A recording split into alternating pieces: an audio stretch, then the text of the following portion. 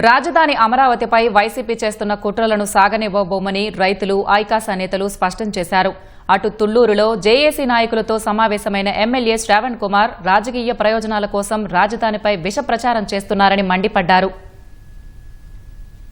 ఏ కొత్త నాటకానికి ఏ కొత్త కుట్రకి తెరదించావు జగన్మోహన్ రెడ్డి? 5 సంవత్సరాల పాటు శిబిరాలను సందర్శించండి. మీరు ఇప్పుడు రాజధానికి వచ్చి ఏం చేస్తారు? ఎవరేశారు మీ మీద రాళ్ళు? రాజధాని రైతులు శాంతి కాముకులు. క్షణక్షణం ప్రతిరోజు కూడా నువ్వు అమరావతి నిర్వీర్యం చేయాలని ప్రయత్నించిన వాడివి. ఈ రోజు నీకు అమరావతి రైతుల మీద లెస్సుల దగ్గరికి వచ్చే ధైర్యం గానీ సిగ్గు శరం నీకేమైనా ఉన్నాయని అడుగుతున్నాను. 5 సంవత్సరాలు రోడ్ల మీద నరక యాతన పడ్డాం, శిబిరాల్లో ఉన్నాం. ఆ రోజైనా మీకు గుర్తు రాలేదు మమ్మల్ని పలకరియాలని? అంబటి రాంబాబు గారు, అప్పిరెడ్డి గారు, పేరు నాని గారు, దేవినేని అవినాష్ గారు వీరందరూ కలిసి అమరావతి పరిరక్షణ కమిటీ అంటారు. వీళ్ళు ఏ రైతులు వీళ్ళని అడిగారు? వైసీపీ సానుభూతి పరులు.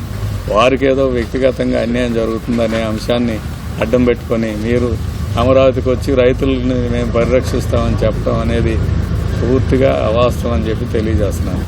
వచ్చిన వాళ్ళు రైతులు వ్యతిరేకించి రైతులు గోబ్యాక్ అంటే వాళ్ళ మీద రౌడీలను అడ్డం పెట్టుకుని దాడి చేశారు. అమరావతి మహిళల్ని నిత్యం తమ మాటలతో మానసిక వేదనకు గురి చేయటమే కాకుండా ఈ ప్రాంత రైతాంగాన్ని 272 మందిని పొట్టన పెట్టుకున్నటువంటి ఒక దుష్ట చతుష్టయంతో ఒక కమిటీని వేయటం అంటే నిజంగా దెయ్యాలు వేదాలు వల్లించినట్టుగా ఉంది.